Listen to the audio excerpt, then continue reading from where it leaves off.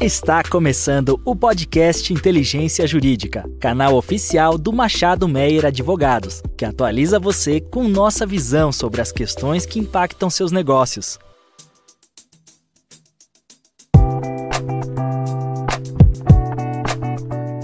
Sejam bem-vindos. Este é o primeiro episódio da 6ª temporada da série de transição energética do podcast Inteligência Jurídica do Machado Meyer.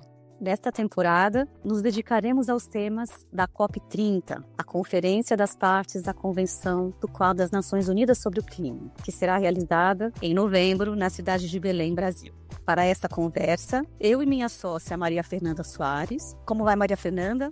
Olá, tudo bem, Ana? Nós temos a satisfação e a honra de receber o deputado Arnaldo Jardim. Uma alegria muito grande poder falar com você, Ana, com a Maria Fernanda, também participar do podcast Inteligência Jurídica e poder contar um pouco como nós, na Câmara dos Deputados, temos enfrentado essa questão da transição energética e da COP30 também, como para ela temos nos preparado. Nós temos vivido um momento de muita intensa discussão na Câmara. Me permito apresentar-me. Eu sou engenheiro civil de formação, formei-me na minha escola politécnica aqui da Universidade de São Paulo, tendo desempenhado vários cargos públicos, tanto no Executivo, secretário da Habitação e da Agricultura que fui, como deputado estadual e agora deputado federal, já no 5º mandato. Eu atualmente presido a Comissão de Transição Energética da Câmara dos Deputados. E esta comissão, integrada por parlamentares, deputadas e deputados de diferentes e diversos partidos de todas as regiões do país, tem tido uma pauta muito intensa, viu,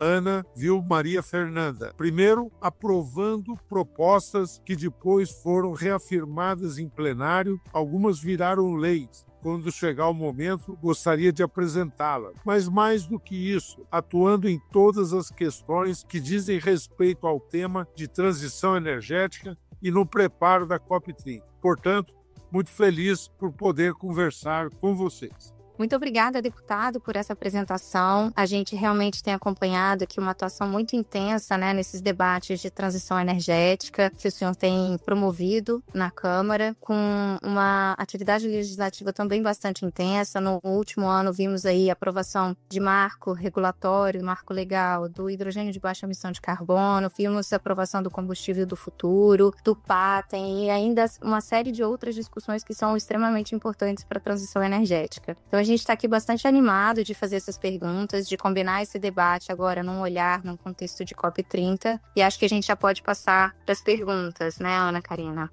Obrigada, Maria Fernanda. Deputado Arnaldo Jardim, nós sabemos que a transição energética é um tema cada vez mais relevante no Brasil e no mundo. O senhor poderia nos contar como se envolveu com essa pauta e quais são as suas principais motivações para atuar nessa área no Congresso Nacional? Nesse sentido, também seria interessante entender, ouvir do senhor, quais as iniciativas hoje que estão na agenda quando se fala de transição energética, também focando ali um pouquinho no desenvolvimento econômico, por meio de energia limpa, promoção de inclusão social, enfim. Então, muito resumidamente, compartilhar com os nossos ouvintes qual é a pauta hoje, quais são as principais iniciativas dessa agenda de transição energética no Congresso Nacional.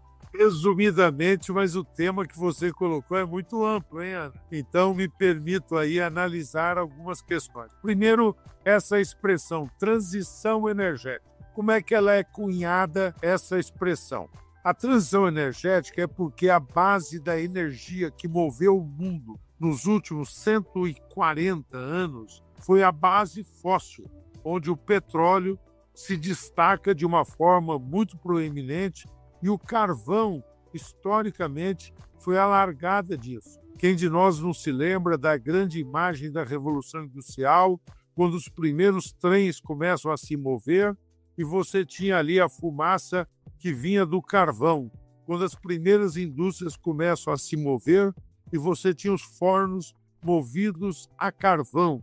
Então, a revolução toda industrial foi calcada no uso exatamente da energia fóssil. Energia fóssil, não preciso falar aqui, eu sei que pessoas de muita qualidade são as pessoas que ouvem aqui o nosso Inteligência Jurídica, mas só para relembrar, energia fóssil é fóssil. é fossilização, 30 milhões de anos, alta concentração de carbono, não reposta no prazo de 30 bilhões de anos. Então, não é um prazo com o qual se possa trabalhar com tranquilidade. Dito isso, o mundo teve energia farta, teve energia abundante, embora localizada em algumas regiões do mundo. O Oriente Médio é um grande local de energia fóssil, alguns outros países têm, nós no Brasil, durante muito tempo não tivemos, até que veio a histórica campanha O Petróleo é Nosso, na década de 40, e o Brasil passou, então, a buscar petróleo, e hoje pode-se dizer, autossuficiente do ponto de vista do petróleo que produz e que consome. Mas, dito isso, transição energética é mudar essa base para onde? Para novas energias. Que energias? Renováveis, energias que vêm muito da natureza, solar e eólica, energia da biomassa e novas fronteiras tecnológicas, como a energia nuclear, que é limpa também e é um novo ponteiro. Essa expressão se compôs muito com o debate em torno das mudanças climáticas. O mundo eleva a sua temperatura, a causa disso é o grande cobertor que nós temos. Igual quando nós deitamos na cama, ficamos quentinhos, não é porque produzimos calor, é porque o cobertor retém o calor do nosso corpo. Então, nós, assim, está vivendo o mundo. Os gases de efeito estufa são os gases que fazem esse cobertor na atmosfera. E esse cobertor eleva a temperatura da Terra. Nós estamos conversando hoje, gravando essa fala, estamos discutindo, e exatamente há poucos dias, há organizações mundiais de Conferência do Clima disseram que nós estamos às vésperas de um crescimento sem precedentes nos próximos 5 anos da temperatura terrestre. Dito isso, a transição energética, para alguns, está sendo confundido num debate com uma expressão que dizem, na realidade, nós estamos fazendo uma adição energética. Por quê? Porque o mundo continua precisando de energia e nós estamos somando novas energias. Mas, embora tenhamos tido um grande avanço em energias renováveis, essas energias todas somadas ainda são 10% da energia que a humanidade hoje consome. Nós temos uma base fóssil. Nesse contexto, por exemplo, que surge o debate sobre o uso da margem equatorial no Brasil.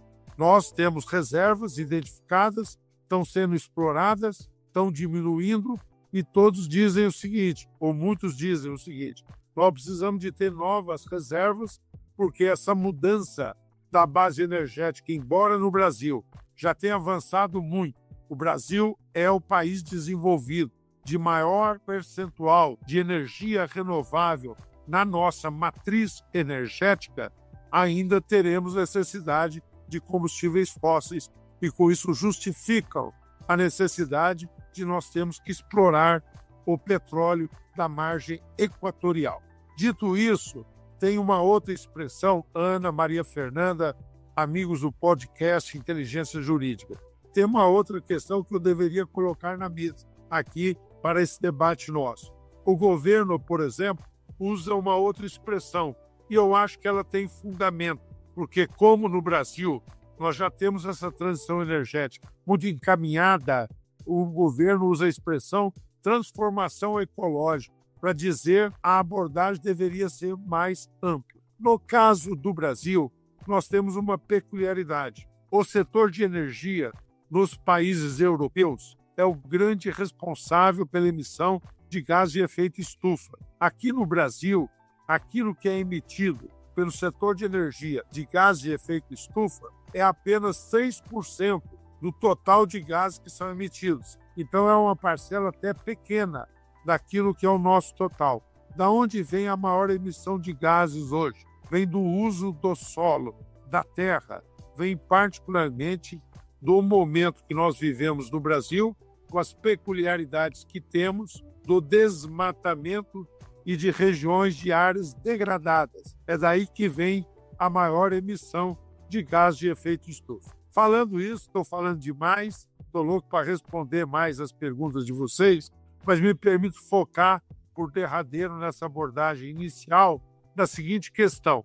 Na transição energética do Brasil, nós precisamos confirmar a presença das energias renováveis, solar, eólica e a partir da biomassa destacadamente. Acho que nós precisamos ter muito orgulho e ampliar aquilo que é uma marca brasileira, que é o uso de biocombustíveis. Eu, você, Ana, Maria Fernanda, nós estamos aqui na nossa cidade de São Paulo, tá certo? Esse podcast é ouvido em todo o Brasil, é ouvido até em outros países do mundo. Muito bacana a repercussão.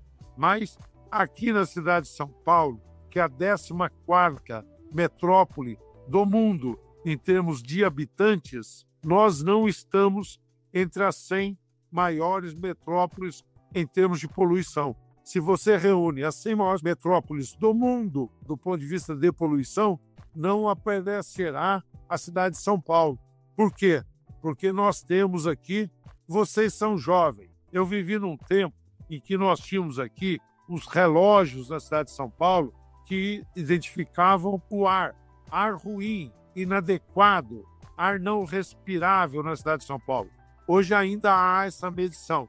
Ela é importante. Em alguns momentos preocupa, mas no geral a qualidade do ar em São Paulo está ok, está satisfatória.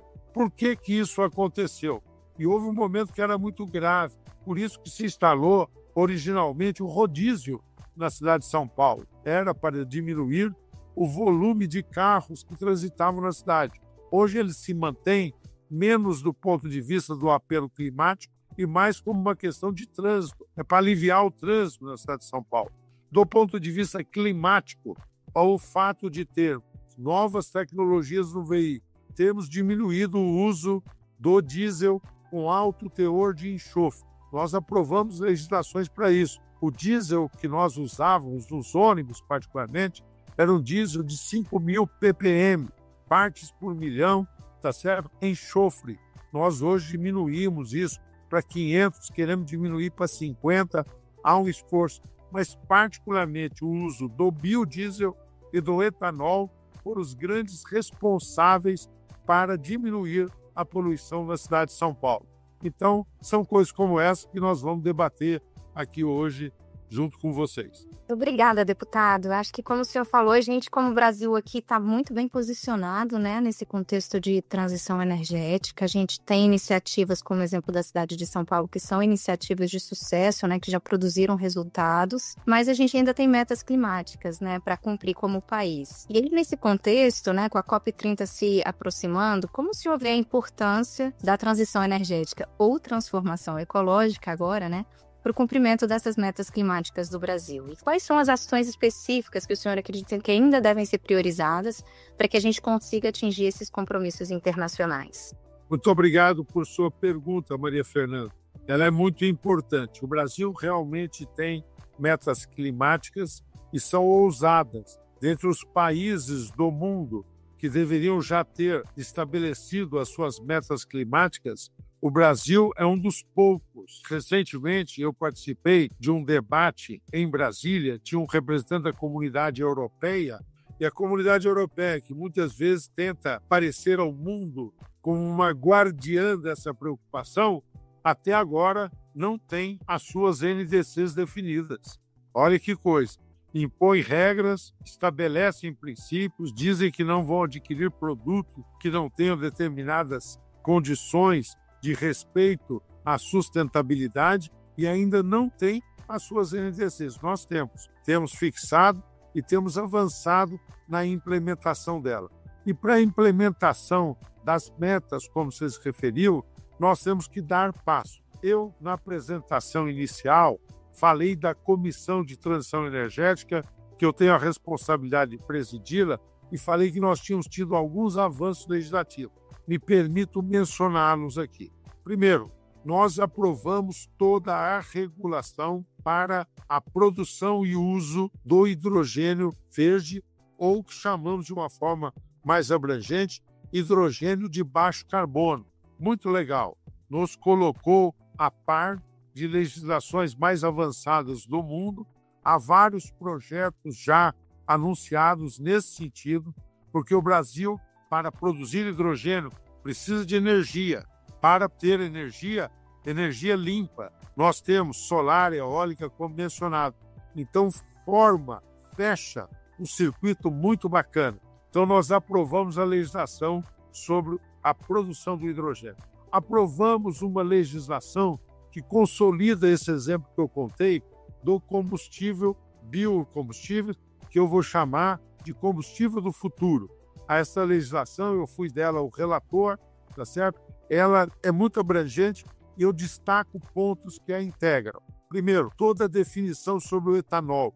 Nós hoje já misturamos o etanol 27% da gasolina. Você vai no posto e fala gasolina. Na realidade, não é gasolina. 27% já é etanol. Se você pedir etanol, é só etanol. Mas se você pedindo gasolina, vem 27%. Vamos a 30% agora, nos próximos meses. O etanol, que era da cana-de-açúcar, e São Paulo foi uma grande liderança disso, hoje se espraiou para outros estados. Hoje o etanol é produzido à base do milho também. E isso tem o raciocínio que daqui a pouco eu vou fazer sobre a questão de biocombustíveis e a produção de alimentos, como é que se combinam, porque há uma questão sobre isso sendo colocado por países europeus. Nós, no combustível do futuro, debatemos também e definimos toda a rota do biodiesel. Vocês talvez não saibam, porque isso pouca gente sabe, mas hoje uma parte do biodiesel, 28% do biodiesel, não se produz só a partir das oleaginosas, da mamona, da soja, do próprio milho se pode produzir, se produz também do sebo bovino. Nós somos o maior exportador de proteína do mundo e 28% do biodiesel, daquilo que se mistura no diesel, que está hoje em 14%, vai a 15%, e tem uma escala para ir até 20%. É muito importante isso. Nós temos do sebo bovino.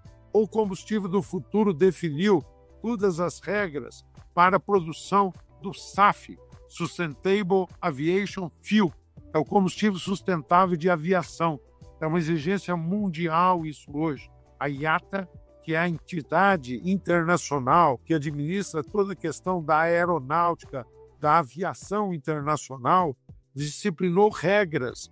E o Brasil não só vai suprir os nossos aviões com essa mistura, diminuindo o poder de carbonização e poluição do querosene, tá certo? De aviação, que é o combustível hoje usado em aviões. Nós vamos começar a adicionar o combustível sustentável, mas o Brasil pode ser também exportador desse combustível. Definiu o diesel verde, que é uma novidade, o diesel produzido a partir de base também de origem bio. E mais do que isso, definiu as regras.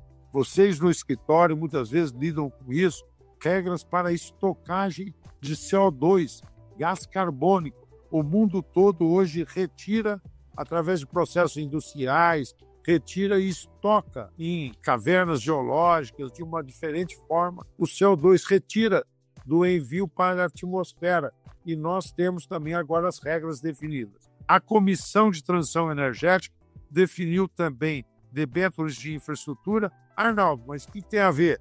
É que hoje nós estabelecemos um critério que essas debêntures só podem ser emitidas se nós tivermos exatamente um compromisso com a sustentabilidade e votamos o PATEM. Ou seja, a comissão entregou resultados bacanas do ponto de vista da legislação. Mas não foi só a comissão. E aí eu falo em nome do Legislativo, do Congresso Nacional. Nós definimos um marco para o crédito de carbono. O Brasil tem regras para medir e transacionar crédito de carbono.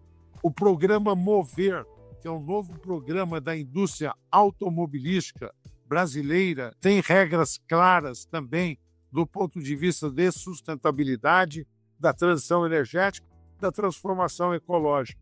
E o conceito, e aí a sua pergunta, Maria Fernanda, isso para o Brasil é um problema, a transição energética? Isso é um problema para o mundo e será um custo para o mundo, tá certo? Nós vamos ter que pagar isso para não termos as mudanças climáticas, tá certo? Quando nós enfrentamos problemas como foi o Rio Grande do Sul, como foi a estiagem que impactou em outras regiões a produção agro, fica claro que remediar é muito mais barato do que curar depois. E no caso do Brasil, especificamente, se para o mundo será um ônus, no Brasil nós podemos transformar esse ônus num bônus, porque o Brasil tem condições incomparáveis, tem vantagens competitivas e comparativas em relação aos outros países do mundo. Então, o Brasil pode ser, essa é a minha convicção, é o meu entusiasmo, pode ser vanguarda da nova economia, a economia de baixo carbono, a economia verde. Deputado Arnaldo Jardim, muito obrigada e parabéns desde já, por todo esse trabalho que tem sido desenvolvido na Comissão de Transição Energética da Câmara dos Deputados. A gente consegue ver claramente, que indo agora para a COP, o Brasil ele consegue entregar o marco legal em diferentes temáticas, como hidrogênio, como PATEM, como a Lei do Combustível do Futuro, enfim. Claramente a gente consegue ver que houve um avanço muito grande, que hoje a gente pode entregar um marco regulatório em diferentes estéticas, para a transição energética que foram debatidos e foram aprovados na Câmara e no Congresso Nacional.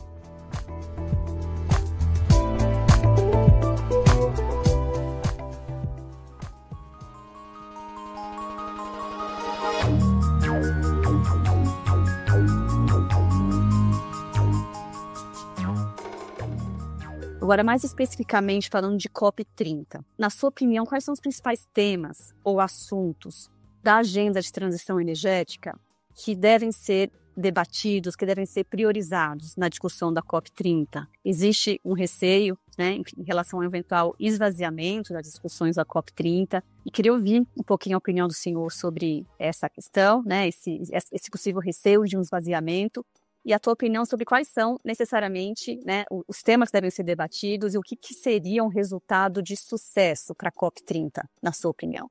Olha, Ana, essa pergunta sua é muito bacana e ela é muito desafiadora. Eu acho que eu não sei se eu sei responder toda ela, porque ela não só depende de compreensão nossa, mas depende de um jogo muito pesado que está sendo feito internacionalmente. O presidente Trump e os Estados Unidos é a nação mais poderosa do mundo, a China é muito crescente, mas ainda os Estados Unidos é quem dita o ritmo do mundo do ponto de vista do negócio, do ponto de vista do fluxo de informações, de tendências. O Trump não só quis retirar os Estados Unidos da COP, mas tem buscado arrefecer muito dos compromissos ambientais americanos. Os Estados Unidos, vocês que são operadores do direito, o escritório que é renomado e que tem relações internacionais, sabem que hoje esse debate está muito acirrado mesmo. Nós temos um momento que esse esvaziamento, alguns estão falando dos problemas de logística, e eles existem, não há como ignorar, das circunstâncias de fazer em Belém, é muito desafiador, mas o problema central é um problema político. O Trump vai dar eco a compromissos ambientais ou não. É uma coisa muito surpreendente, porque na contramão daquilo que o Trump está fazendo, a ciência demonstra a indispensabilidade de tratarmos a mudança climática. Eu sou uma pessoa que tem convicção, não só pessoal, mas científica. Busquei estudar essa questão de que isso é indispensável, que o país, nós e o mundo vai pagar caro se não tiver uma atenção redobrada com relação a isso. Nós vemos a comunidade europeia persistir nas metas climáticas, então vai no sentido de fortalecer, e nós vemos a China aprofundando o compromisso, no sentido positivo de mudança climática. A matriz energética chinesa é muito fóssil ainda, como é a dos Estados Unidos. O petróleo e o carvão são as principais fontes energéticas da China e dos Estados Unidos. Mas hoje a China é o país que tem o maior parque solar do mundo. A China é campeã sem precedentes daquilo que está se produzindo hoje, do ponto de vista de painéis ou de tecnologia, do ponto de vista também de energias renováveis. E nós vemos o surgimento da Índia. Muitos não sabem isso, me permito usar esse espaço. Mas a Índia já está misturando 10% de etanol na sua gasolina. É dos grandes países aquele que tem metas. O Japão anunciou agora a retomada de um programa que ele havia desenvolvido e interrompeu sobre a questão também de possibilidade de mistura do etanol na gasolina. Então, nós vemos a China falando do seu esforço nesse sentido, a Índia praticando um esforço nesse sentido, e os próprios países árabes, produtores de petróleo, têm anunciado metas climáticas, adesão, até para lavar um pouco a sua consciência, até um pouco para dizer que eles que tanto receberam por conta da energia fóssil devem ter um compromisso com relação a isso. Mas nós temos vários fundos, destacar, por exemplo, o Fundo Mubadala tem um dos projetos mais bacanas no Brasil, que é para a produção de biocombustível e, no caso, de combustível sustentável de aviação. O Fundo Mubadala iniciou numa região paupérrima, numa das regiões de menor IDH que nós temos no Brasil, que é ali no sul da Bahia, na região que flerta ali com o norte de Minas, na região do Recôncavo ali, nós temos ali um projeto de 120 mil hectares de plantação de macaúba, recuperando áreas degradadas. Portanto, tem uma virtuosidade ambiental no próprio plantio dessa planta que é nativa lá e vai extrair biocombustível. Olha que bacana. Fundo Mubadala, Fundo dos Emirados Árabes. Então, a sua pergunta, tem o risco de esvaziamento? Tem. Mas eu acho que o mundo vai continuar caminhando claramente nessa condição, apesar desse momento de instabilidade que vem a partir das posições. Você perguntou também como o Brasil deve se preparar para isso. Eu acho que o Brasil, primeiro, deve se preparar mostrando os nossos problemas com franqueza. E eu enumeraria esse problema da seguinte forma. Primeiro, no uso do solo, nós temos dados que nós precisamos divulgar para o mundo. Qual é, Maria Fernanda, Ana, todos que estão nos ouvindo, qual é o tamanho do Brasil? Eu, pelo menos, entrava na escola primária, hoje nem tem primária, ensino fundamental, e lá a professora dizia para mim, olha, 8 milhões e meio de quilômetros quadrados. É isso, né? 8 milhões e meio de quilômetros quadrados. Quanto é isso em hectares? Aí não é todo mundo que sabe. São 850 milhões de hectares. A nossa área plantada de cana, e é bastante, de soja, somos os maiores exportadores do mundo, de milho é demais, de arroz, feijão. A nossa área plantada de florestas. Florestas, eu estou dizendo, florestas que produzem celulose. Nós somos os maiores produtores de celulose do mundo. Laranja, somos os maiores produtores do mundo. É um pomar imenso. Você soma todas essas áreas, dos 850 milhões de hectares do Brasil, todas as áreas de cultivo, sabe quanto dá, Ana? Sabe quanto dá, Maria Fernanda? Dá 89 milhões de hectares, 10% do território nacional, tá certo? Mas, Arnaldo, faz a conta um pouco com mais cuidado. Área de pastagem no Brasil, aí é grande, 120 milhões de hectares. Você soma as duas, dá 200, é ainda um percentual pequeno dos 850. Mas vamos dizer, tem muitos, 120 milhões de hectares de pastagem. Nós precisamos recuperar, porque a maior parte dessa área, uma boa parte dessa área, pelo menos, é de área de pastagem muito subutilizada. Nós chamamos de área degradada. Então, o Brasil, o mundo, precisa nos ajudar nessa recuperação. Segundo, nós estamos mantendo floresta de pé. E na floresta mora, só na região amazônica, ela acessa a nova expressão, tá certo? Da Amazônida, vivem 30 milhões de pessoas. Nós não podemos dizer não uso, é uso racional, é desenvolvimento equilibrado e é o mundo nos ajudando a manter a floresta. Se a floresta amazônica, todos dizem que é fundamental para o clima do mundo, não é só do Brasil, de toda a região, o mundo precisa nos ajudar a manter isso. Se a nossa cobertura vegetal nativa está na casa de 50%, ainda é o que nós temos, a da Europa não chega a 12%. A dos Estados Unidos está nessa casa também. Então, nos ajudem a manter essas florestas também. Então, primeiro, o Brasil se apresentar com essa necessidade. Segundo, o Brasil se apresentar com sua virtuosidade, porque temos a nossa matriz energética não tem comparável de renovável. Outro dia, um estudo científico, um cientista num painel me interpelou: deputado, o senhor está errado. Eu falei: pois não. Ele falou assim: tem um país que tem uma matriz mais renovável que a nossa. Eu falei: ah, é? Ele falou: qual é? Ele falou assim: a Noruega. Eu falei: pô, a Noruega é um país respeitado, importante, país na Escandinávia, tudo mais e tal. E você tem razão. Ela tem 1 ou 2 percentuais a mais, ela é mais renovável que a nossa. Mas vamos ser francos, o que a Noruega é? A Noruega, no Mar do Norte, é um dos maiores produtores de petróleo do mundo. A Noruega produz o petróleo e vende, não usa o petróleo. E com esse dinheiro da venda do petróleo, ela banca energia renovável, altamente subsidiada, num país que tem uma temperatura em inverno muito rigoroso. Então fazem um bom trabalho, vendem o petróleo e lá no país, lá que é um país respeitável, mas pequeno, do ponto de vista de economia e de população, eles têm ali o uso do dinheiro do petróleo, que vai para outros lugares ser consumido. Então, vamos fazer a conta na medida exata, tá certo? Então, o Brasil tem que apresentar-se como uma matriz renovável que tem. Matriz de biocombustíveis sem igual, também no mundo tem que nos apresentar. E o nosso agro, aí um dado. O agro não pode ser condenado pela questão do desmatamento sozinho, porque hoje, das propriedades onde há desmatamento, 98% é 1,3% das propriedades, que são nas regiões de fronteira.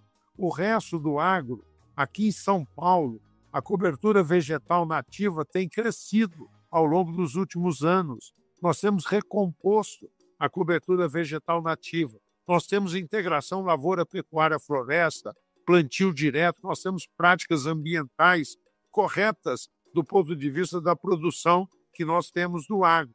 Então, nós temos que nos apresentar dessa forma. Acho que temos ainda que exigir que o mundo regule o mercado de carbono. Nós aprovamos uma legislação, a maioria dos países ainda não a tem, e não há um mercado internacional em que os nossos créditos possam ser adquiridos com regras claras, porque isso seria um instrumento para monetizar e nos ajudar à manutenção das florestas. Muito obrigada, deputado. Eu acho que sua fala ela tem muitas provocações, né? Ela mostra que temos avançado muito, temos ainda muito a fazer, né? E temos desafios na COP30 também, que foi objeto da sua fala. E eu acho que uma das coisas que o senhor acaba de mencionar sobre custos, né, sobre o modelo Noruega, em que você tem um modelo de produção de petróleo que acaba financiando a matriz renovável de energia do país, isso traz um dos temas também, que é um dos temas da COP30, que é a mobilização de recursos para financiar essa transição energética, transformação ecológica, né? E aí, quais seriam as propostas, né, para garantir que o Brasil receba financiamento adequado para esses projetos e que ele consiga, de fato, né, avançar nessa matriz, na transição energética e promovendo, né, energia renovável. A gente já tem uma matriz de energia renovável, mas a gente tem várias outras fronteiras, né, como o senhor mencionou, de novos combustíveis. A gente tem todo o marco legal que foi aprovado recentemente com hidrogênio, com SAF, com diesel verde, captura de carbono. Então, temos muito a fazer e precisamos de recursos financeiros para isso, né? Então, qual seria a proposta aqui no contexto a ser discutido aqui no âmbito também de COP30 para financiamento? Do ponto de vista, Maria Fernanda, do Brasil, você destacou, nós temos buscado fazer aí um esforço, né? O Fundo Clima, que o governo revitalizou, é um instrumento para isso. Nós temos buscado, a partir disso, ter contribuição de outros países nesse sentido. A Comunidade Europeia anuncia, ainda não concretizou, que contribuirá o Fundo Clima. É importante, essa normalização foi feita. Nós tivemos um lançamento bem-sucedido de títulos soberanos do Brasil com compromisso ambiental. Foram lançados 2 bilhões de dólares, teve mercado. O governo está preparando um novo lançamento de títulos soberanos. Acho que é também um caminho bacana para isso. Eu tive o privilégio de ser o autor do PATEM. O PATEM aí está constituído. Nós estamos esperando a sua regulamentação. Ele pode produzir iniciativas, mas é no plano internacional que nós temos que buscar também colaboração. Eu acho que um caminho seria esse que eu mencionei e reafirmo, de cobrar do mundo a normatização, regras uniformes para o mercado de carbono. E segundo, buscarmos contribuição, particularmente, para o mecanismo de manutenção da floresta em pé, valorização da floresta em pé. Então, é nessa intenção que vejo as iniciativas que estão sendo adotadas. Eu estou muito contente com as definições que foram feitas sobre a articulação da COP até agora. A nomeação como chair da COP do embaixador André Corrêa do Lago vai, no meu entender, num ótimo sentido. Ele é um embaixador experiente, ele foi embaixador no Japão, ele foi embaixador na Índia. Quando ele foi embaixador na Índia, ele foi o grande impulsionador da aliança que foi lançada, que é a Aliança Global dos Biocombustíveis, e ele é uma pessoa extremamente preparada, um negociador muito qualificado e muito capaz. A escolha do champion, que é aquele que vai articular o setor empresarial na mobilização da COP30, o Dan Yoshi, também me pareceu uma escolha muito adequada. São pessoas que têm uma visão prática, uma visão de ação, para que o momento da COP não seja um momento retórico, de simplesmente se fazer proclamações, mas buscar exatamente ensejar ações integradas entre os países, recursos objetivos para enfrentar as mudanças climáticas. Eu estou animado com esse desenho, acho que nós podemos ter uma expectativa positiva se esse caminho se confirmar.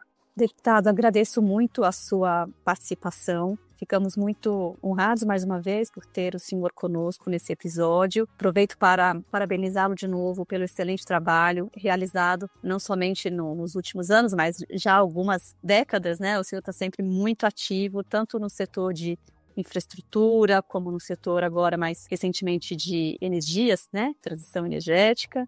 Então, apenas desejo ao senhor ainda mais sucesso, muitas realizações. Ficamos muito orgulhosos do seu trabalho e desejamos muitos e muitos mais avanços e iniciativas nessa frente, porque certamente, como o senhor comentou, o Brasil, ele se destaca, né? E temos muito que desenvolver e aproveitar desse potencial que está disponível e que pode ser revertido em muitas coisas boas, né, para a população toda. Muito obrigada, deputado. Foi uma honra recebê-lo aqui, trocar e ver suas experiências, as suas opiniões e a perspectiva aqui do Brasil rumo à COP30 para manter esse caminho de sucesso que a gente já vem trilhando na transição energética. Obrigada. Muito obrigado, Maria Fernanda. Muito obrigado, Ana Karina. Um privilégio foi meu poder fazer esse diálogo com vocês. Parabéns pelo podcast Inteligência Jurídica. Parabéns por este foco que vocês estão, nesse novo momento, dando ao podcast. Acho que o tema é atualíssimo. Acho que na questão ambiental, em que o Brasil tem que se aprofundar, nós teremos muita necessidade de formar jovens, de formar recursos humanos para essa transição. Isso significa especialistas em energia, isso significa um novo olhar do setor de transportes, isso significa repensar a forma de produzir, isso significa repensar a forma de consumir também, e isso também passa por uma inteligência jurídica, por profissionais do direito formados com esse olhar ambiental que transcende fronteiras. Não basta ter regras num país, é necessário de ter regras internacionais. São cada vez mais empresas que têm isso nos princípios de ESG, normas de conduta. Essas normas vieram para ficar. Então, ter profissionais do direito, particularmente, que tenham essa compreensão do problema, que tenham esse grau de conhecimento, fará toda a diferença. Parabéns a vocês por estarem tratando dessa matéria. Muito obrigada, deputado. Agradecemos a participação de todos e aguardamos vocês no próximo episódio da 6ª temporada da série de transição energética do podcast Inteligência Jurídica do Machado Meyer. Até breve.